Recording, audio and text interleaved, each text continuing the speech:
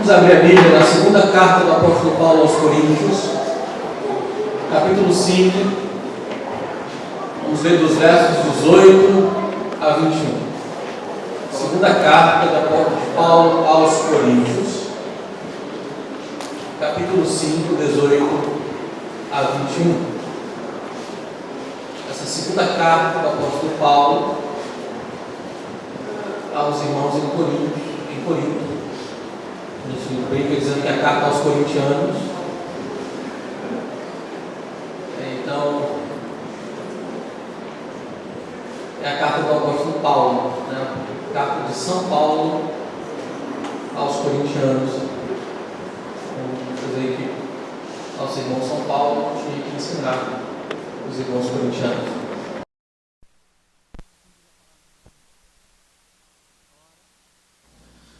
Tudo provém de Deus, que nos reconciliou consigo mesmo por meio de Cristo e nos deu o ministério da reconciliação.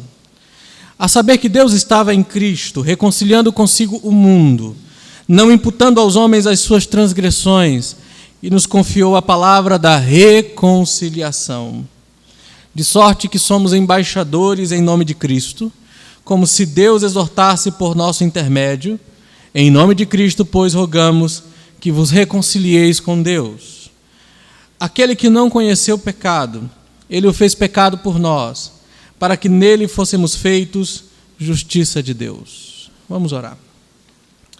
Senhor, em nome de Jesus, damos graças ao Senhor pela Tua palavra maravilhosa, perfeita, e rogamos ao Senhor que o Senhor nos ajude a entendê-la e a aplicar essa verdade para as nossas vidas. Nos ensina a olhar para a Tua obra da salvação e encher-nos de admiração e de regozijo, Senhor. E ao mesmo tempo faz-nos sentir nessa noite o peso da responsabilidade que cada um de nós tem aqui em pregar o Teu Evangelho, em tornar conhecido ao mundo perdido a palavra da reconciliação. Nós pedimos, ensina-nos e educa-nos, ó Pai. Abre nossas mentes, que de fato, enquanto aprendemos a Tua palavra, o meditar do nosso coração e as palavras dos meus lábios sejam agradáveis a Ti que és nossa rocha e nosso Redentor, nosso Salvador em Cristo Jesus. Amém. Irmãos em Cristo, qual é a maior necessidade do ser humano hoje? Se a gente fosse olhar pela pregação evangélica em geral hoje, nós diríamos que o principal problema do ser humano é que ele é pobre, doente e tem problemas conjugais sérios. Porque parece que a única coisa que algumas igrejas têm a ensinar para essas pessoas é que Deus enviou seu Filho para você fazer e viver o melhor desse mundo, o melhor aqui da terra. Afinal de contas, você não foi feito para a cauda, mas foi feito para a cabeça. Sabe aquela coisa de usar o texto fora do contexto? É isso que acontece. Mas, na verdade, a maior necessidade do ser humano é a reconciliação com Deus. O problema do homem é que há uma inimizade entre ele e Deus, entre o ser humano e o seu Criador. De um lado, todos os homens que nascem, todas as pessoas que nascem nesse mundo, todos os seres humanos, nascem inimigos de Deus. São, por natureza, inimigos de Deus. Isso acontece porque o homem tanto tem uma natureza pecaminosa, que se inclina a fazer o que Deus não quer, como o tempo inteiro o ser humano está se rebelando contra Deus. Ele não ama Deus, não ama a lei de Deus, não ama a vontade de Deus, não gosta das coisas de Deus. O padrão de vida de Deus é odioso para ele. O pecado nos separa de Deus. O pecado separou a raça humana do seu Criador. Por outro lado, há o problema de que Deus está irado com o homem, por causa do seu pecado, por causa da sua rebelião. A ira de Deus é uma realidade e tem que ser pregada e anunciada novamente. Deus é um Deus santo, Deus é um Deus justo, e um dos aspectos de sua santidade e justiça é que Deus não tolera o pecado. Hoje pela manhã, na escola bíblica dominical, entre os jovens, nós vimos que o Deus criado pelo evangelicalismo moderno, pelo modo de pensar dos protestantes modernos, é um Deus tolerante, é um Deus que não é mais irado, é um Deus que é apenas amor. mas que não é juízo e justiça. No entanto, o que a Bíblia ensina é que Deus é um Deus absolutamente santo e justo, então Ele não pode tolerar o pecado. E a única coisa que a minha rebelião e que a sua rebelião atrai da parte de Deus é seu ódio justo contra nós, é o seu ódio justo contra o nosso pecado. Por isso, a maior necessidade do mundo hoje não é justiça social, não é uma reforma política, não é um novo presidente norte-americano cristão, é, na verdade, a reconciliação com Deus em Cristo Jesus. Esse é o nosso problema, esse é o problema do ser humano.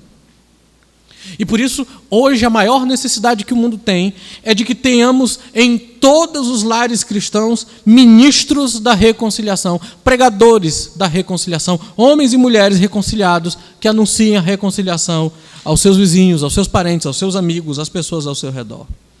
A palavra reconciliar é repetida várias vezes nesse texto aqui. E ela tem o significado de mudar completamente. Esse é o sentido da palavra, mudar completamente. A expressão ela se refere a um relacionamento transformado entre Deus e aqueles que creem em Jesus Cristo. E é o que nós proclamamos. Essa é a nossa proclamação, esse é o nosso evangelho. Nós proclamamos essa mudança que Deus produziu pela obra de Cristo na cruz.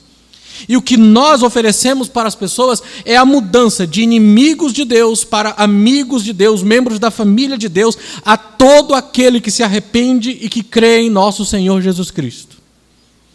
E nesse texto aqui, de 2 Coríntios, Paulo nos ensina sobre esta obra da graça de Deus. Ele nos ensina que Deus nos reconcilia através de Jesus Cristo e proclama essa reconciliação através de nós. Aquilo que se aplicava para Paulo, em primeiro lugar, como apóstolo, aplica-se a todos aqueles que foram reconciliados em Cristo Jesus. Esse texto faz parte de um argumento do apóstolo Paulo sobre as motivações dele, porque ele prega o evangelho mesmo tendo que sofrer. Ele escreve a segunda carta aos Coríntios é uma espécie de carta em que Paulo explica o seu ministério, tem que defender o seu ministério diante da igreja que ele mesmo fundou. É uma coisa triste você ter que defender seu ministério diante da sua própria igreja, da igreja que ele fundou, mas foi isso que Paulo fez. E Paulo argumenta no capítulo 5 que ele se dedica a pregar a verdade, mesmo que isso incorra em sofrimento, por algumas razões. Do verso 11 a 13 ele diz que faz isso porque ele tem temor do Senhor. Ele está motivado porque ele teme a Deus, ele não tem medo dos homens, ele não tem medo do que as pessoas pensam, nem tem medo do que pode acontecer com ele. Ele está pronto para pregar o evangelho. Nos versos 14 a 17, ele diz que a segunda razão que o motiva a pregar o evangelho é o amor de Deus. O amor de Cristo nos constrange.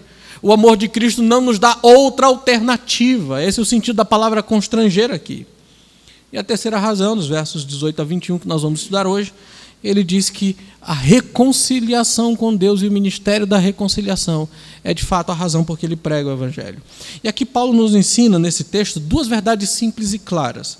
Nos versos 18, 19 e 21, ele diz que Deus nos reconciliou consigo mesmo em Cristo Jesus.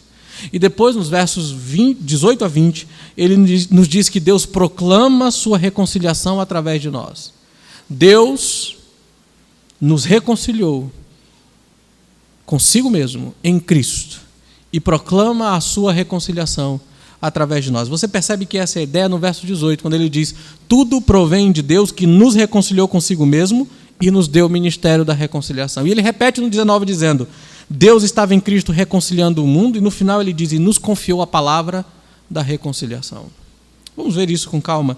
A mensagem desse texto é essa: Deus nos reconciliou por meio de Jesus e proclama essa reconciliação através de nós. Primeiro, veja, Deus nos reconciliou consigo. Veja como ele começa, verso 18. Ora, tudo isso provém de Deus. Tudo isso provém de Deus. Ou seja, ele está dizendo que Deus é o grande autor da reconciliação e de toda a salvação dos crentes. Tudo isso se refere tanto ao que ele disse antes, que nós somos novas criaturas em Cristo Jesus, que Cristo morreu pelos nossos pecados, que o amor de Cristo veio até nós a ponto de nos fazer novas criaturas e de nos fazer inclinados a viver para a glória dele. Ou seja, tudo isso, e incluindo a própria reconciliação que ele vai descrever agora, tudo isso provém de Deus. Porque Deus é o grande autor da reconciliação e de toda a salvação dos crentes. De tudo aquilo que envolve a salvação daqueles que creem em Jesus Cristo. Deus, ele é o criador da nova criação.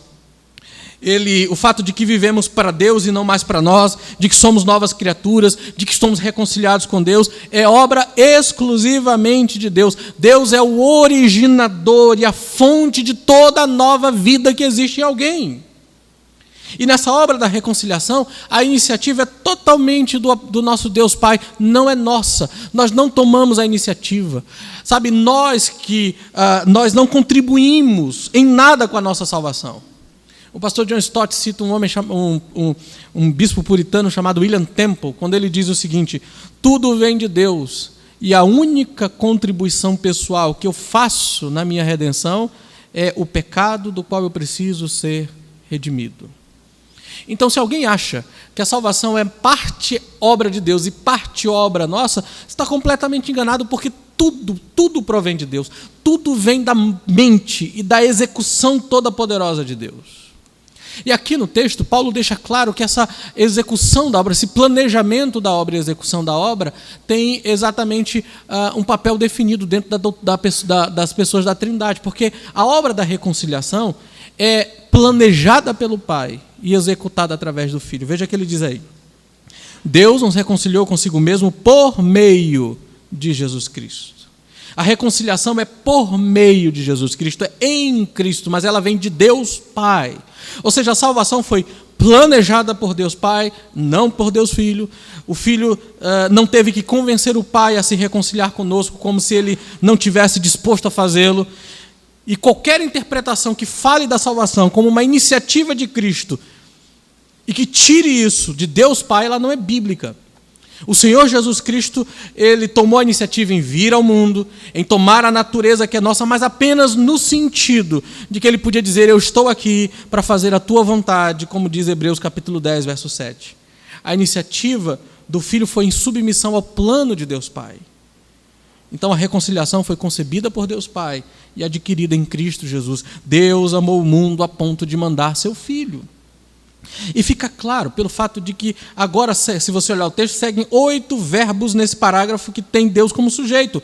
Foi Deus quem nos reconciliou, foi Deus foi Deus que concedeu sua graça, foi Deus quem apela, é Deus quem apela através de nós, é Deus que faz Cristo pecado por nós. Deus, o tempo inteiro é Ele. Meus irmãos em Cristo, a salvação é obra planejada pelo nosso Deus Pai. Portanto, a grande lição dessa afirmação é que a nossa salvação é inteiramente pela vontade de Deus. Não é bíblica aquela explicação que tira a iniciativa de Deus e coloca em nós ou coloca em qualquer outra pessoa. A reconciliação veio de Deus. E isso mostra o quanto Deus nos ama. Porque fomos nós que ofendemos a Deus com os nossos pecados. Nós somos os ofensores. Nós pecamos contra Deus. Mas a iniciativa da reconciliação, que deveria ter sido nossa, porque nós somos os ofensores, somos a parte que ofendeu, foi tomada pela parte ofensora, foi Deus. O que Paulo diz é que Deus, aquele que foi ofendido com os nossos pecados e que poderia, sem problema algum, derramar sua ira sobre nós, veio até nós para restaurar o nosso relacionamento com Ele. Ele efetuou nessa reconciliação antes que nós começássemos a responder o seu convite gracioso, antes de nos voltarmos para Ele, antes de experimentarmos a salvação. Deus planejou amorosamente nos reconciliar com Ele. No plano eterno de Deus, Ele escolheu pessoas e decidiu que essas pessoas seriam reconciliadas com Ele em Cristo Jesus. Deus nos ama desse modo. Deus tomou a iniciativa e veio até nós para nos salvar. Você deve louvar a Deus por isso. Deve ter um coração grato, porque sem essa iniciativa divina, todos nós estaríamos perdidos, condenados. Porque a gente não queria nada disso. Nosso coração não deseja essas coisas. Por natureza, não. Mas agora, em Cristo, Deus nos reconcilia consigo. E veja que a reconciliação é por meio de Jesus. Veja o texto. Ele reconciliou consigo mesmo por meio de Cristo. No verso 19, a saber, Deus estava em Cristo reconciliando consigo o mundo. Foi por meio de Cristo e foi em Cristo que Deus realizou a reconciliação. Essas duas afirmações nos dizem que Deus tomou a iniciativa da reconciliação e que Ele fez isso por meio de nosso Senhor Jesus Cristo. Por meio dele. Agora veja, ele diz, ele reconciliou consigo o mundo. E quem é esse mundo que ele reconciliou? Verso 18 são os nós do verso 18, são os que creem. Ele usa a palavra mundo para mostrar o alcance universal da reconciliação, ou seja, Deus reconcilia, os que Deus reconcilia fazem parte de todas as nações da terra, de todos os povos da terra. Deus tem pessoas com quem a quem ele vai reconciliar consigo mesmo por causa de Jesus Cristo.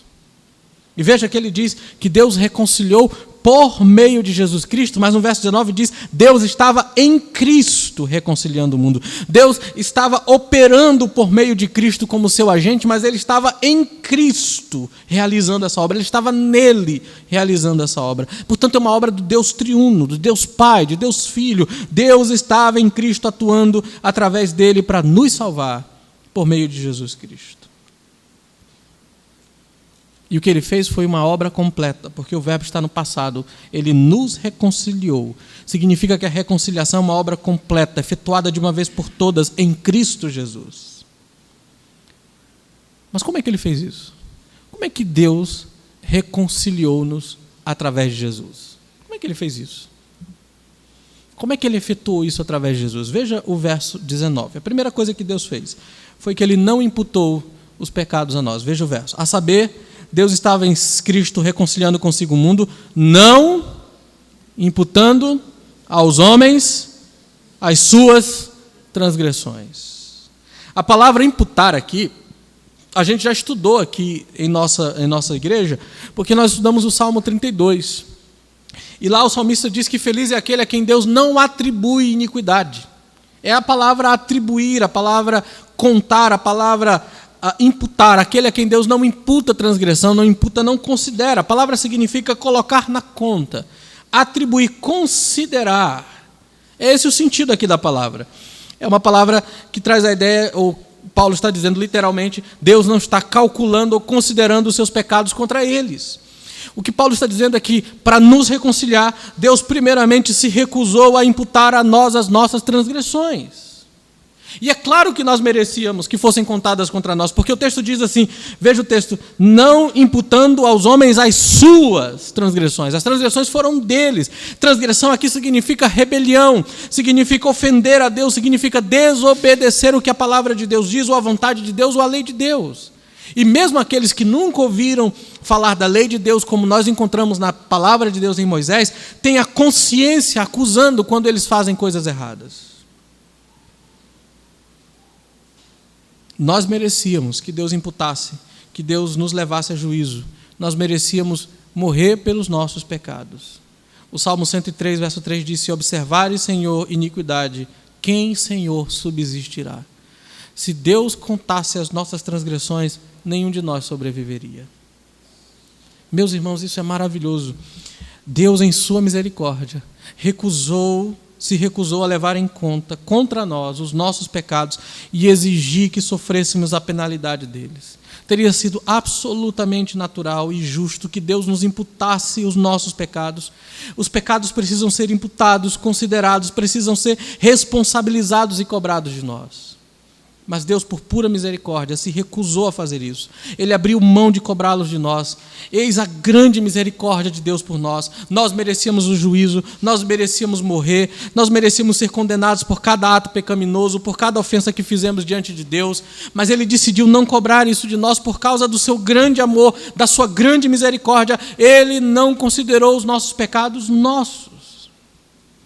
Imagine as mentiras que contamos, os pensamentos negativos e perversos que tivemos, as práticas e atos errados que nós cometemos. Deus não considerou, Deus decidiu não cobrar isso de mim e de você. Olhe para a sua vida, querido.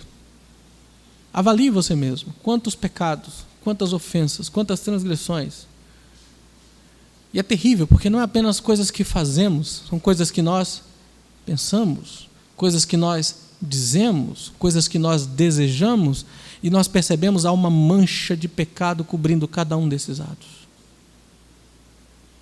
Olhe para a sua vida. Quanta transgressão, quanta maldade, quanta coisa errada nós fizemos. Uma das coisas que nós deveríamos aprender é dar graças a Deus por estarmos vivos, né? Porque pela nossa transgressão nós merecíamos o quê? A morte. A morte. Eu lembro de um vídeo de um pastor americano que ele disse que ele foi questionado por alguém que dizia o seguinte: por que vocês, o Deus de vocês dizem que é um Deus tão amoroso? Eu não consigo entender como existe um Deus de amor e existem tantas tragédias no mundo, tanta gente morrendo no mundo. Eu não consigo conceber isso. E o pastor diz: o teu problema é que você não tem ideia de quem Deus é e não tem ideia de quem um homem é. Se você compreendesse quem Deus é e compreendesse quem o homem é, a sua pergunta seria diferente. A sua pergunta seria: eu não consigo compreender como um Deus que a Bíblia revela, que é amoroso, justo e santo, permite que nós todos ainda estejamos vivos. Por causa dos nossos pecados. Não, todos nós somos pecadores e a transgressão e o nosso pecado merecia ser punido por Deus. E Deus simplesmente por misericórdia decidiu não fazer isso, não cobrar isso de nós. Mas o que Ele fez então com esse pecado? Deus fez vista grossa aos nossos pecados? Deus passou a mão na nossa cabeça? Deus chegou para nós e disse: quer saber? Eu vou fazer de conta que vocês não fizeram nada. Vamos passar uma borracha no passado, vamos tentar construir uma coisa nova daqui para frente, vamos zerar o esquema e daqui para frente a gente vai tentar fazer tudo novo, você vai se esforçar para fazer o melhor que você puder. Tem muita gente que crê que Deus vai fazer isso no fim das contas. O que Deus fez com o meu pecado? Deus é um Deus justo. Deus é um Deus santo. É impossível a natureza de Deus simplesmente fazer vistas grossas ao pecado. É da natureza de Deus punir o pecado com juízo e justiça. Ele tem que punir o pecado, e isso é próprio da natureza de Deus, quanto é do nosso desejo. Mesmo nós sendo pecadores, mesmo eu e vocês sendo pecadores, nós desejamos que o que é certo se faça. Se alguém comete uma transgressão, um delito grave aí na sociedade, todos nós aqui pensamos a mesma coisa: essa pessoa precisa pagar pelo que fez. Ou todos nós aqui gostaríamos que todos os corruptos que roubaram a Petrobras sejam perdoados. A gente vamos fazer de conta que isso não aconteceu, daqui para frente faz coisa nova, a gente parte adiante. Tentem não roubar mais daqui para frente. Quem de nós gostaria que isso acontecesse? Ninguém. Todos nós queremos exatamente o mesmo, a punição daqueles que fizeram coisas erradas. Isso porque nós fomos criados à imagem de Deus e desejamos que as coisas certas se estabeleçam. Mesmo com o nosso pecado, há um senso de justiça que é a marca de que Deus nos criou. Imagine um Deus absolutamente santo, infinitamente santo, eternamente santo, grandiosamente santo. Nós somos pecadores. Nós deveríamos sofrer pelo pecado que nós cometemos. Mas então o que Deus fez com o meu pecado? Olha o verso 21. O que diz o verso 21? Aquele que não conheceu o pecado, ele o fez pecado por nós, para que nele fôssemos feitos. Segunda coisa que Deus fez foi: primeiro, não considerou o meu pecado meu, depois considerou esse meu pecado de Jesus Cristo. Ele colocou os meus pecados sobre Jesus. A expressão aquele que não conheceu o pecado, a palavra conhecer, literalmente tem um sentido de conhecer por experiência, saber por ter experimentado e feito a coisa mesmo. A gente sabe o que é isso na prática. Por exemplo, alguns de nós aqui nessa noite, todos nós sabemos o que é neve aqui. Não sabemos? Quem não conhece neve aqui? Quem não sabe o que é neve aqui? Todos nós sabemos, a TV nos ajuda muito a ver isso. Mas poucos de nós aqui conhecem por experimentar a coisa, por ter estado lá, por ter tocado na neve, por ter sentido, por ter visto, por ter estado em um país onde neva, né? Que muita gente já está orando para que aconteça em São Luís, já que já teve terremoto e já teve granizo. Eu não conhecia granizo até ir para o Rio de Janeiro. E lá em São Pedro da Aldeia, num dia estávamos lá, ouvimos um barulho enorme, parecia que o céu estava caindo, fomos ver o que era: pedras de gelo caindo do céu. E algumas pessoas pegaram as pedras de gelo e botaram dentro do congelador. Não sei para quê, mas fizeram, botaram lá. Então eu posso dizer que eu conheço por experiência o que é granizo, mas não conheço a neve por experiência. Esse é o sentido da palavra aqui. A palavra conhecer é essa. Jesus sabe o que é pecado? Claro que sabe. Ele é Deus. Ele define o que é certo e errado. Jesus é conhecedor do bem e do mal, porque Ele define o que é o bem e o mal. Eu e vocês não definimos o que é o bem e o mal, porque nós somos criaturas criadas por Deus. Deus é quem diz o que é certo, Deus diz o que é errado. Então Jesus sabe o que é pecado, porque Ele diz o que é certo e errado. Mas aqui tem o sentido de que ele nunca experimentou o pecado, ele nunca praticou o pecado, nem em pensamentos, nem em palavras, nem em desejos, nem em ações, nunca, em nenhum momento o Senhor Jesus pecou, essa é a ideia. Por isso a versão NVI diz, aquele que nunca pecou, aquele que nunca praticou pecado, ele nunca teve experiência alguma com pecado própria, ele é sem pecado, ele era sem pecado, permanece sem pecado para todo sempre. E Paulo diz que Deus Pai o fez pecado por nós. Esse Cristo completamente sem pecado foi feito pecado por nós. Como? Deus decidiu não cobrar os pecados de mim e de você, mas por causa de nós. Veja o que o texto diz. Aquele que não conheceu o pecado, ele o fez pecado por nós, em nosso lugar. Esse é o sentido, em nosso lugar e a nosso favor, por causa de nós.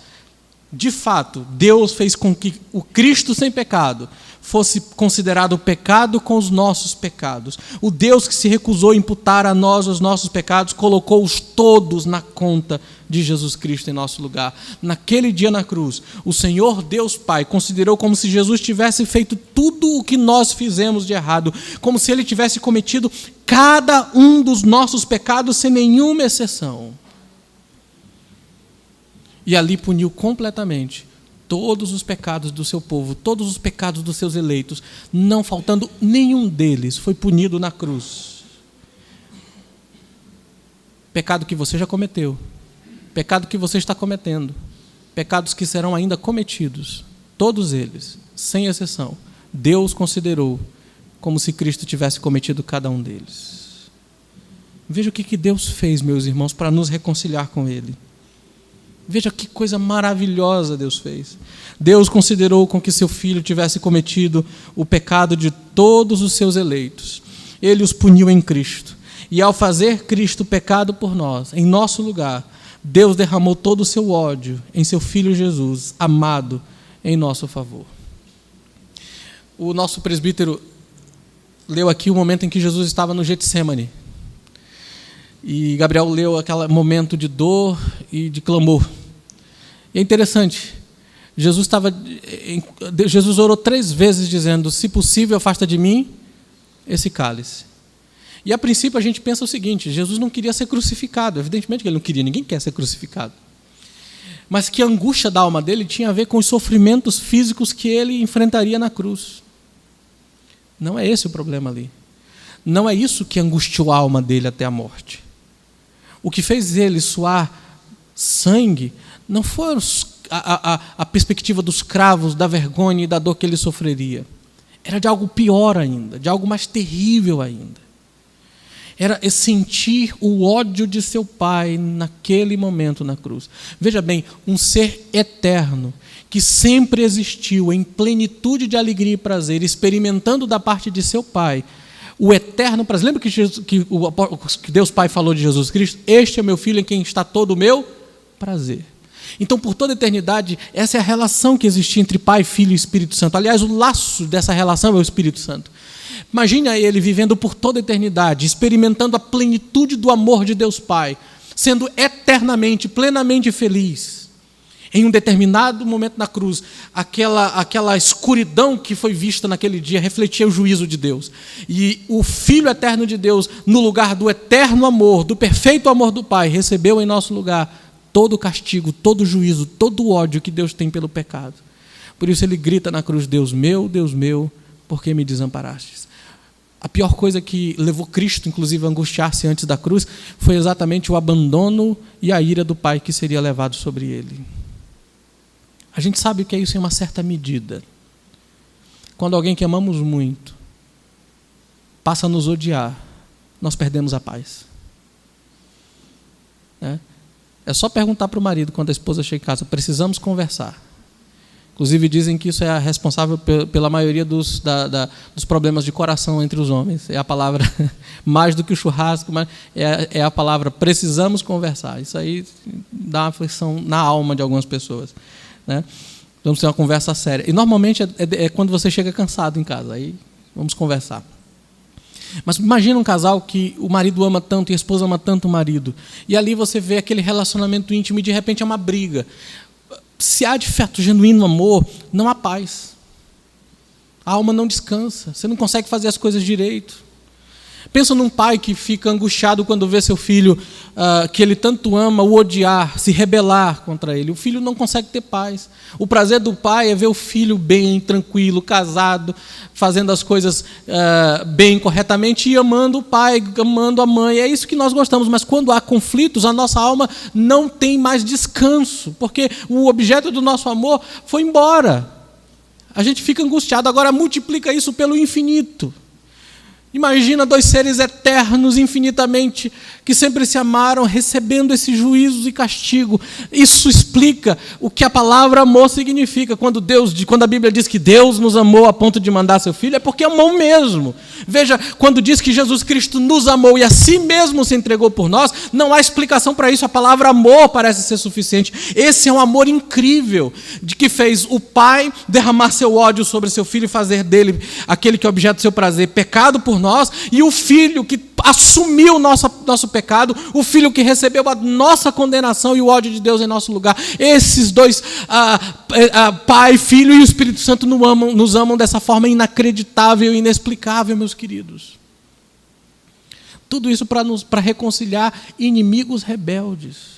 Por isso Paulo diz em Romanos: Deus prova o seu amor para conosco em que Cristo morreu por nós quando ainda éramos pecadores. Ele diz: é possível que alguém até se atreva a morrer por gente boa. Quem sabe alguém não morra por alguém bom? Mas dificilmente alguém morreria por um ímpio. Imagina alguém morrendo por um rebelde que te odeia o tempo inteiro. Foi isso que Deus fez ao enviar seu Filho por nós. Ele não olhou para nós e viu que éramos boas pessoas, que nós o amamos, que apesar dos nossos fracassos, gostamos dele. Não, ele olhou em nosso coração. Ele sabe que desde o nosso nascimento, tudo que existe dentro de nós é rebelião, revolta e pecado. Meus queridos, sem Cristo, todos morrem em seus pecados. E todos terão que pagar a penalidade de todos os pecados. Mas se estamos em Cristo, isso significa que estamos perdoados por causa da sua morte em nosso favor. Você quer ser perdoado de todos os seus pecados? Você precisa de Jesus. Sem Ele, você jamais será perdoado. Sem Ele, você continuará inimigo de Deus. E isso nos deve fazer admirar o grande amor do nosso Deus. Mesmo irado conosco, por causa dos nossos pecados, Ele resolveu, por seu amor a nós, não cobrá-los de nós, mas cobrá-los de seu Filho perfeito e sem pecado. Mas Paulo não para por aí. O que ele diz no final? Veja o verso 21. Para que nele fôssemos feitos justiça de Deus. Terceira coisa que ele faz é isso.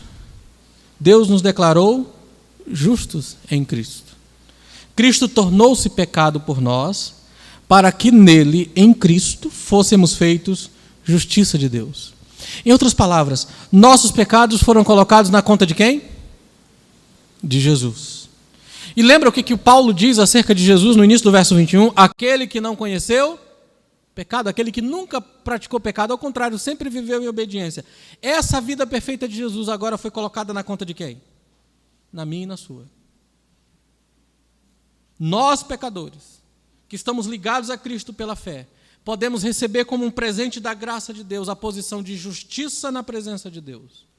Por ser sem pecado, Ele pôde levar nossos pecados sobre si na cruz em nosso lugar. Deus puniu nossos pecados em Cristo. Deus fez que Cristo se tornasse pecado com os nossos pecados para que nos tornemos justos com a justiça perfeita de Jesus. Aos olhos de Deus e por causa de Jesus, todos os que creem em Jesus Cristo são considerados justos. Não apenas significa que você foi perdoado, meu irmão, mas Deus trata você como se você sempre tivesse cumprido a vontade dEle, como se sempre tivesse obedecido Ele, sem pecado, e como se você sempre tivesse vivido uma vida de obediência absolutamente perfeita ao nosso Deus. Nós aprendemos no terceiro cântico, que Jesus é a nossa justiça e perfeição. Nossa justiça e perfeição significa que por causa de Jesus, quando Deus olha para nós, porque estamos em Cristo, Ele não vê pecadores que merecem a ira, mas filhos justos aos seus olhos. Você é justo pela justiça de Jesus. Mas isso só é possível para quem está nele, ou seja, para aqueles que estão unidos a Jesus pela fé. Deus estava em Cristo reconciliando, realizando nossa reconciliação, e nós precisamos estar em Cristo para recebê-la. Isso só acontece pela fé. Se cremos em Jesus, somos perdoados e justificados pelo nosso Deus reconciliador. O grande Martinho Lutero chama isso de uma troca da graça. Deus colocou nossos pecados em Cristo e colocou a justiça de Jesus em nossa conta para sermos aceitos na sua presença. Você é aceito, meu irmão, por causa da justiça de Jesus. Você está perdoado de uma vez por todas. Lutero diz: aprenda a conhecer Cristo e Ele crucificado. Aprenda a cantar e dizer: Senhor Jesus, Tu és a minha justiça e eu o Teu pecado. Levaste sobre Ti o que era meu, mas depuseste sobre mim o que era Teu. Tu te tornastes o que não eras, para que eu pudesse me tornar o que eu não era. Vocês e eu precisamos confiar apenas em Jesus. E talvez alguém tenha vindo essa noite aqui e você ainda não entendeu isso, você não crê em Jesus ainda. Você precisa entregar sua vida a Jesus, irmão. Meu amigo, você precisa confiar no Senhor. Você precisa arrepender-se de seus pecados e confiar em tudo que Deus fez para você em Jesus Cristo. E se você crê nele, seus pecados são perdoados e Deus considera você justo em Cristo Jesus. Mas também você, meu irmão, talvez você tenha tentado e está tentando viver sua vida pela sua própria justiça. Você acha que Deus vai te aceitar porque você é um bom crente, porque você ora bem, porque você é fiel dizimista, porque você não falta aos cultos. Você acha que Deus vai responder suas orações por causa de todas as suas virtudes. Mas eu e vocês devemos confiar apenas no que Deus fez por nós em Jesus Cristo. Nossas orações, nossa adoração, nossa comunhão com Deus é apenas por causa de Jesus. Nunca se atreva, meu irmão em Cristo, aprenda isso, nunca se atreva a tentar construir uma justiça própria diante de Deus, você estará falhando terrivelmente. Tente viver apenas pela justiça de Jesus, tente confiar apenas no que Jesus fez por você. Eu me lembro uma vez um irmão orando pelo outro irmão, e ele dizendo: Senhor, eu oro para que o Senhor responda e abençoe esse meu irmão, porque ele tem sido um bom crente, ele tem dedicado a vida ao Senhor, ele tem feito a obra do Senhor. Depois eu falei com ele: meu irmão, eu sinto muito, mas esse tipo de oração é complicada. Sabe por que Deus vai responder a oração sua em favor daquele irmão? Por causa do que Jesus fez a favor dele. Não é porque ele é um bom crente, não é porque ele tem se dedicado à obra dele, é por causa de Jesus.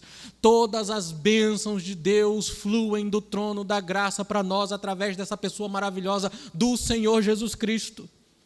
Por isso é que nós somos cristãos que dizem que é tudo por meio de Jesus Cristo somente.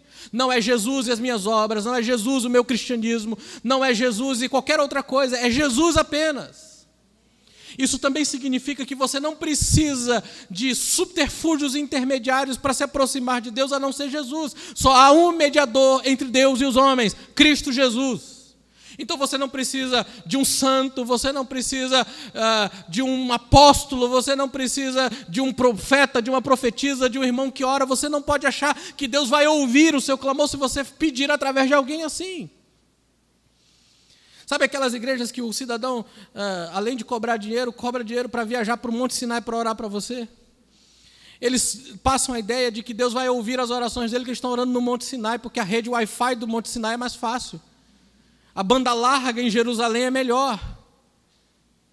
Sabe, muitas vezes nós achamos que Deus vai nos ouvir porque nós oramos de madrugada. Eu li uma pessoa dizer que ouvi uma pessoa dizer isso. Quando a gente ora de madrugada, Deus nos ouve porque tem menos gente orando. Gente, que absurdo. Quer dizer, se eu orar ao meio-dia, Deus, não posso ouvir, estou muito ocupado, porque agora eu estou cuidando do Japão. Não é isso. São sempre meios de tentar se aproximar de Deus de forma errada. Orar no monte, orar de madrugada, orar de certo modo, tudo isso é uma troca de Jesus Cristo como suficiente para nos aproximar de Deus. O cristão verdadeiro entende que ele só pode se aproximar de Deus por meio dessa pessoa maravilhosa. Eu volto a dizer, é por isso que você ora em nome de Jesus. Né? Quando eu era novo, eu achava que o nome de Jesus era um nome cabalístico que afastava todas as hostes malignas do universo. Era só dizer em nome de Jesus. E a gente até canta isso, né? Só clamar o nome de Jesus e tudo se resolve. Não, em nome de Jesus eu não me atrevo a me aproximar de Ti, ó Pai, senão pela perfeita justiça de Teu Filho amado Jesus. Então não tente construir uma justiça. Você já tem ela em Cristo. Ele é a nossa justiça. E esse é o nosso estado para todo sempre. Justos em Cristo Jesus. justos pela justiça de Deus. Deixa eu perguntar para você, meu irmão, quando você se aproxima de Deus, em quem você confia? Em Jesus ou em suas obras, em sua religiosidade, em seu cristianismo? Confie apenas em Jesus. É somente nele que temos justiça da parte de Deus. Fora de Jesus, somos pecadores sobre a ira de Deus. E se você veio essa noite ainda não reconciliado, você tem uma escolha simples a fazer. Ou você paga pelos seus pecados, ou você recebe o pagamento feito por Cristo Jesus. É uma escolha aparentemente fácil. Arrependa-se, meu querido. Essa é a primeira coisa. Deus nos reconcilia por meio de Jesus. Você o adora por isso, irmão?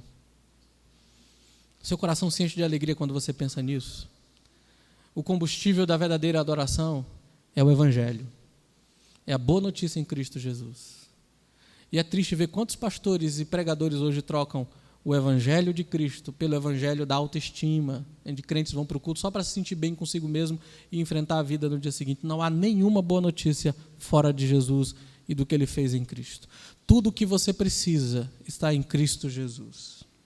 Segunda coisa, Deus não apenas reconciliou-nos em Cristo, mas Ele também proclama a sua reconciliação através de nós. Veja os versos 18 a 20 novamente.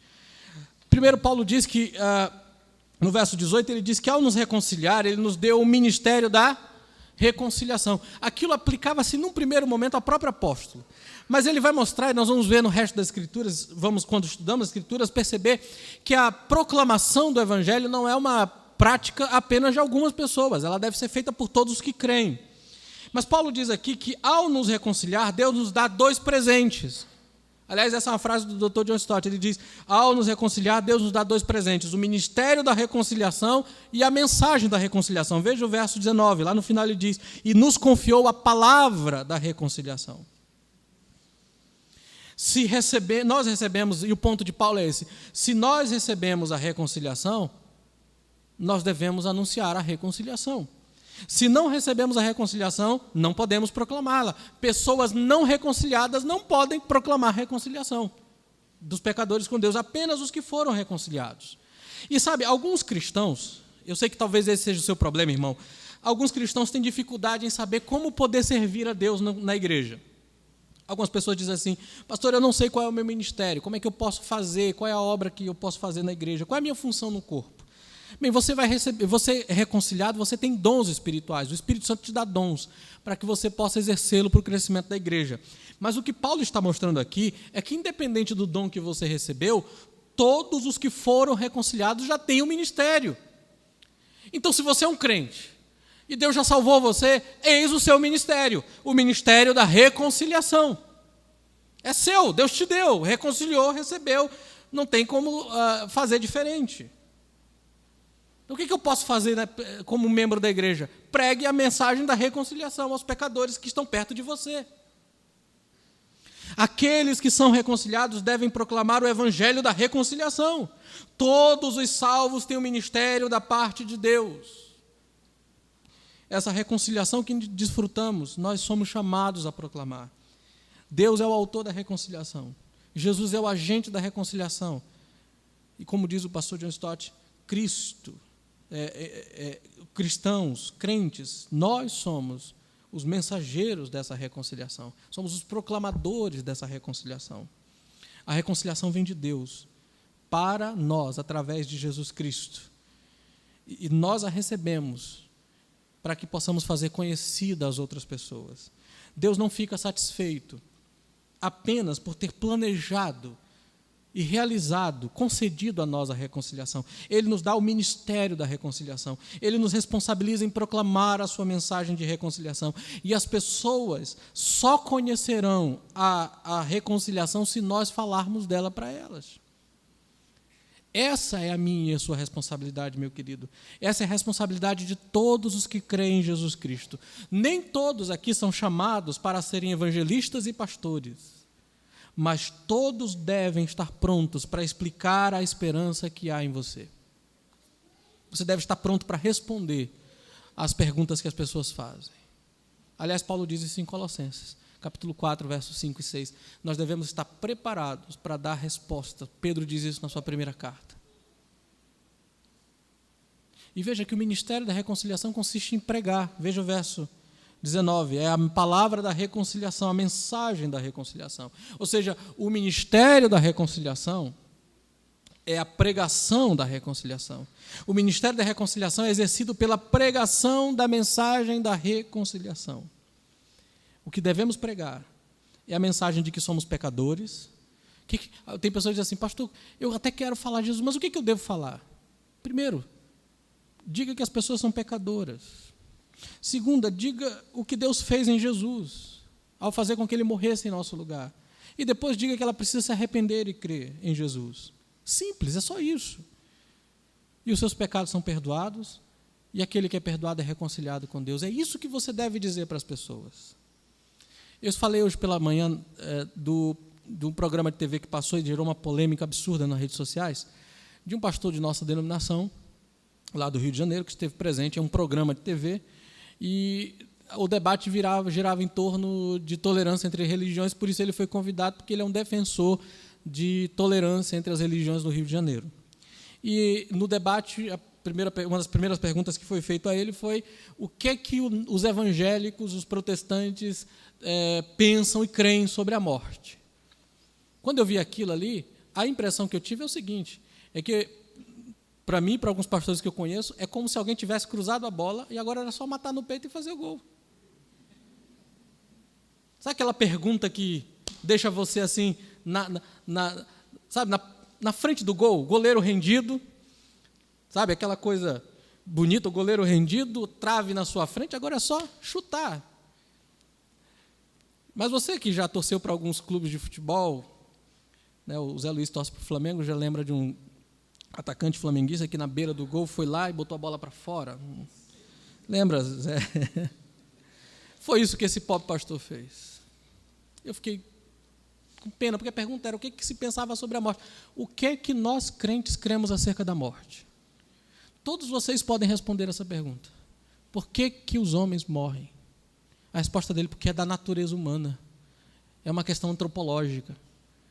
Por que pessoas morrem, meus queridos? Por causa do pecado.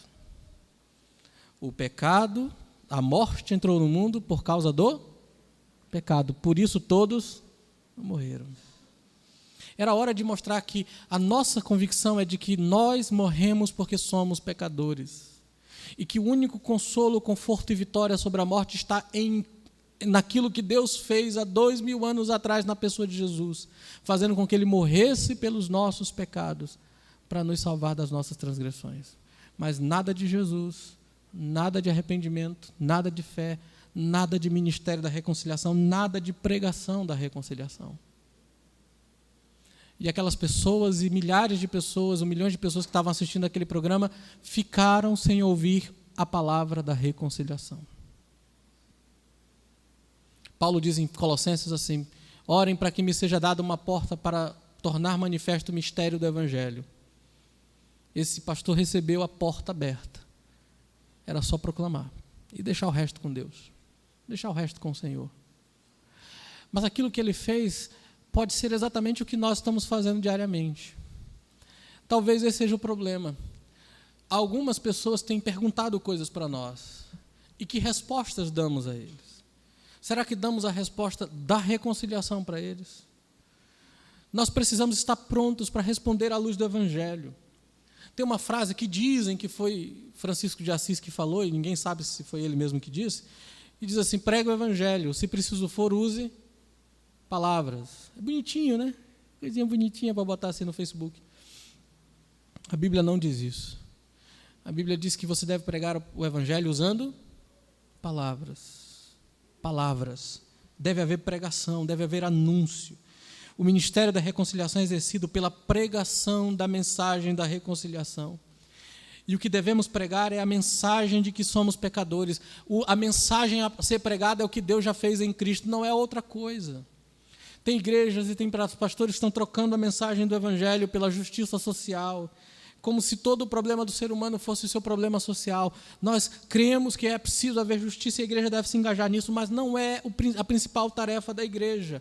O que chamamos de proclamação, o anúncio do que Deus fez por nós, para a nossa reconciliação. Ele se recusou a imputar o pecado em nós. Ele fez com que Cristo fosse pecado por nós. Esse é o evangelho do qual eu e vocês somos arautos. Essa é a proclamação de um fato, de um ato que foi gloriosamente feito e absolutamente terminado de uma vez por todas na cruz. E é um dom gratuito para todo aquele que crê. E isso nós deveríamos pregar. E veja, Paulo diz aqui que nós devemos pregar o evangelho porque Paulo e todos os que foram reconciliados são embaixadores de Cristo. Veja o que ele diz aqui. De sorte, verso 20, que somos embaixadores em nome de Cristo. Como é que essa boa notícia com essa boa notícia maravilhosa e salvadora, nós não podemos permanecer indiferentes às perguntas dos nossos ouvintes? Paulo diz, somos embaixadores de Cristo. Deus faz o seu apelo através de nós. Nós vos rogamos em nome de Cristo, reconciliai-vos com Deus. Somos embaixadores de Cristo, rogamos em nome de Cristo. Esse é o ponto aqui. Paulo diz que Deus nos chamou para sermos seus embaixadores. A tarefa do embaixador é representar alguém, ou alguma coisa, um país, ou em qualquer parte do mundo. Tudo o que ele faz e diz tem o propósito de representar um líder que não está presente. Seu chamado não é limitado a 40 horas por semana, a certos eventos de Estado ou a tempos de crise internacional. Seus relacionamentos não são guiados pela sua própria felicidade ou vontade. Ele decide ir a lugares e fazer algo porque isso ajudará a representar fielmente o seu país, o seu presidente, o seu rei, qualquer coisa desse tipo. Suas atitudes, seu caráter, suas palavras incorporam o seu líder que não está presente. O seu país está sendo representado ali. E Paulo diz que que Deus nos chamou para atuarmos como seus embaixadores. O pastor Paul Tripp diz o seguinte, nossas vidas não nos pertencem para a nossa própria satisfação. A questão principal é, como posso representar o rei da melhor maneira nesse lugar? Com essa pessoa específica. Ao sermos reconciliados, Deus nos fez seus embaixadores. Isso não é um chamado de tempo parcial, meu querido. Não é algo que você faz aqui apenas aos domingos. É um estilo de vida. Quando o embaixador assume sua responsabilidade, a sua vida deixa de ser sua. E tudo o que ele diz, tudo o que ele faz, tem um propósito de fazer com que a causa do seu rei, a causa do seu país, a quem ele representa, seja dignificada e glorificada. Ele tem como intenção honrar o seu rei. E no nosso caso, somos embaixadores para proclamar o evangelho. E tem mais, olha a repetição da preposição aqui.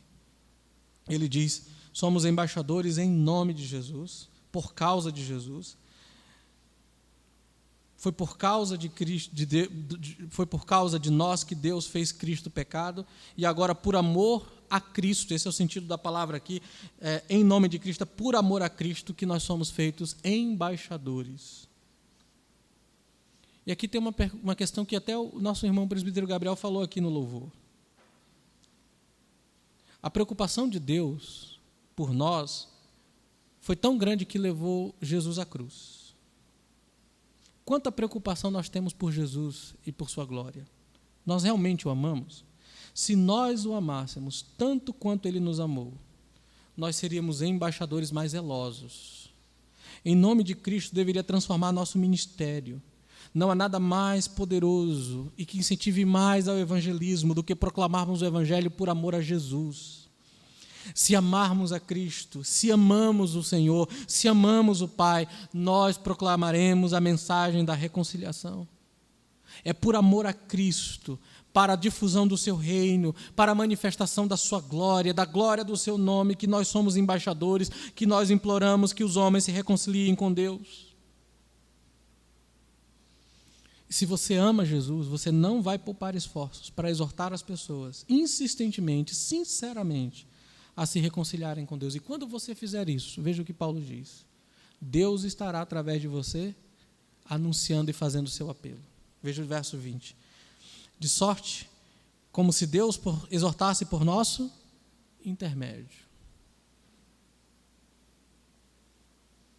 Nós somos embaixadores por meio de Jesus Cristo.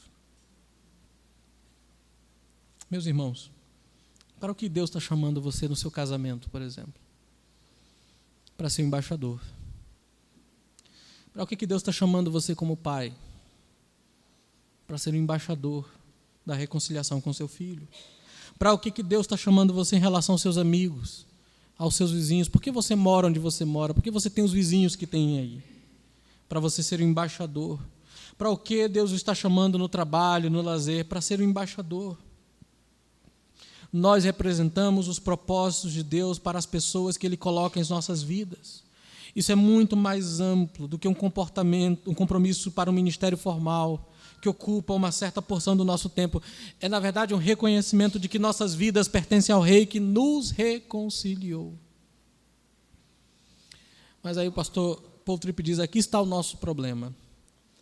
Não queremos, na verdade, viver como embaixadores. Nós preferimos viver como mini-reis, pequenos reis. Ao invés de sermos embaixadores do rei, nós queremos ser os reis de nossas próprias vidas. Nós sabemos o que gostamos, com quais pessoas queremos estar, sabemos a casa que gostaríamos de adquirir, o carro que queremos dirigir. Sem mesmo perceber, nós logo caímos no tipo de vida do meu desejo, minha vontade, minha maneira, onde as coisas que falamos e fazemos são guiadas pelas paixões dos nossos corações. Mas, se fôssemos sinceros, teríamos que confessar que a oração dominante dos nossos corações é: venha o meu reino e seja feita a minha vontade. Mas se você é um crente, você é um embaixador de Deus. E você deve viver por amor a Jesus e para a glória de Deus, proclamando a mensagem da reconciliação. Não importa que consequências isso vai trazer para você. O mesmo Deus que reconcilia pessoas usa você para proclamar a sua reconciliação. Ele apela através de você. E quando você exorta pessoas a se arrependerem, as pessoas vão ouvir Deus chamando-as para entregar suas vidas a Jesus. Quando exortamos as pessoas a se reconciliarem com Deus, Deus faz o seu apelo através de nós. De fato, o apelo é feito por Deus, nós somos apenas os seus instrumentos. Esse é o nosso ministério. Foi para isso que você foi reconciliado. Deus fala ao mundo caído através dos lábios de seus embaixadores. Os cristãos reconciliados através de Jesus são os embaixadores. É através de nós. Deus nos apresenta ao mundo. Deus apresenta ao mundo a sua obra em Cristo e exorta a todos a que se arrependam e creem em seu Filho, Jesus. E Ele faz isso através de nós. Por isso nós não podemos ficar calados. Nós não podemos parar. Nós não devemos jamais deixar de compartilhar da mensagem do Evangelho com as pessoas. Como você tem feito, meu irmão? Você tem sido uma voz silenciosa em um mundo barulhento? Porque é isso que as coisas são, né? Um mundo barulhento, muita pergunta e nenhuma resposta consistente. Mas nós temos a resposta consistente. Nós temos o Evangelho da graça. E Deus quer que você seja um mensageiro desse Evangelho aonde quer que você esteja. Você já imaginou que se cada membro aqui, cada um de vocês nessa noite, durante essa semana, partilhasse do Evangelho com as pessoas com quem vocês estão convivendo, é provável que de 5 a 10, quem sabe até 20 pessoas por semana ouviriam o Evangelho de Jesus. Mas o problema talvez seja porque nosso amor por Jesus, como disse nosso irmão Gabriel, não seja realmente tão grande assim. Talvez seja porque o Evangelho não domina o nosso coração. Outras coisas controlam o nosso coração, porque a boca fala do que o coração está cheio. Se o meu coração está cheio da verdade do Evangelho, eu não consigo falar outra coisa. Deus quer que você seja um mensageiro. Deus quer que você seja um embaixador. Deus quer que através de você, pessoas ouçam falar do Evangelho. E é claro que existe um modo de fazer isso. Para encerrar, vejam Colossenses capítulo 4. Colossenses capítulo 4.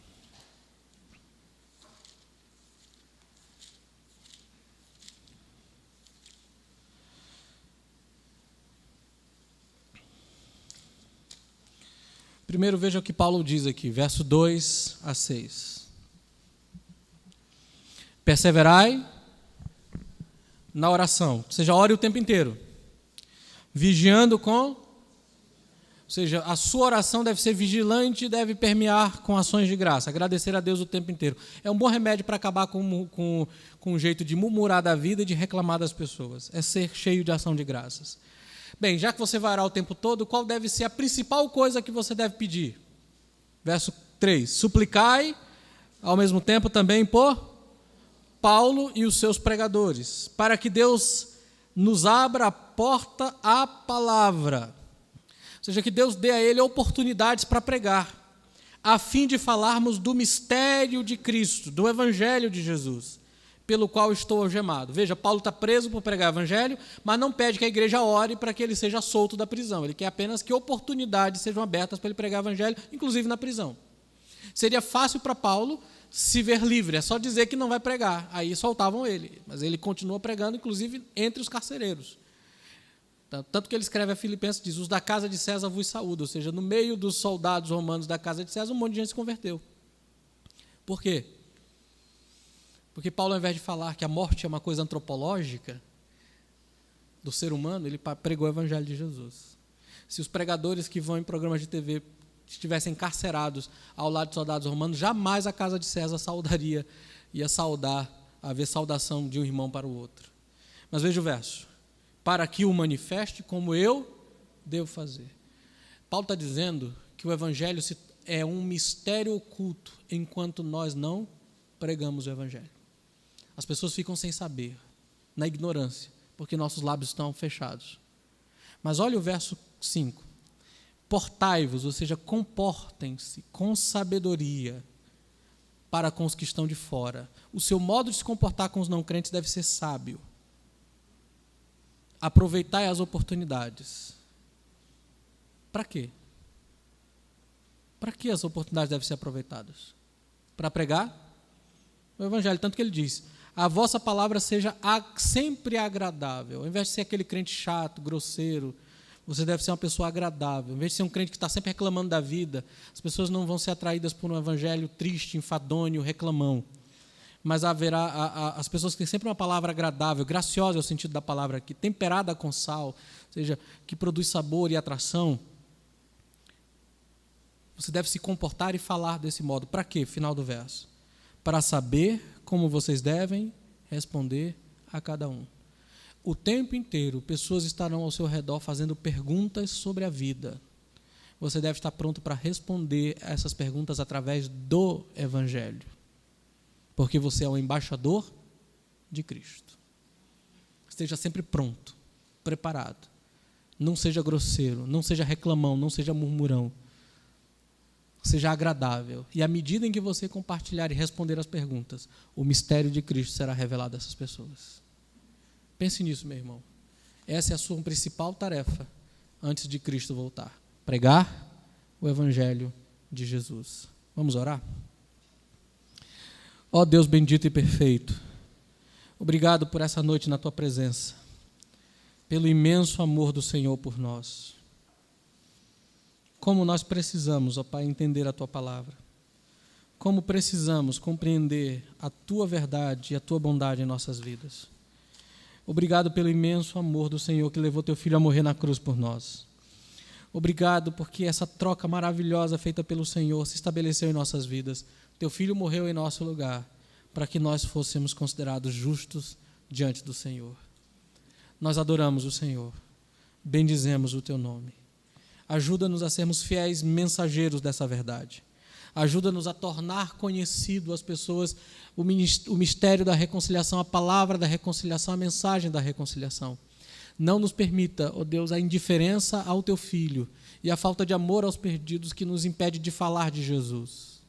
Não permita que sejamos mais preocupados com o nosso bem-estar do que com a salvação das almas e a glória de Jesus. Antes nos dá um deleite, um desejo tão profundo de ver Teu nome ser glorificado, ó Pai, que não cansemos de falar de Jesus às pessoas. Nós pedimos isso, nós esperamos isso, a Tua bênção, a Tua graça, em nome de Jesus. Amém.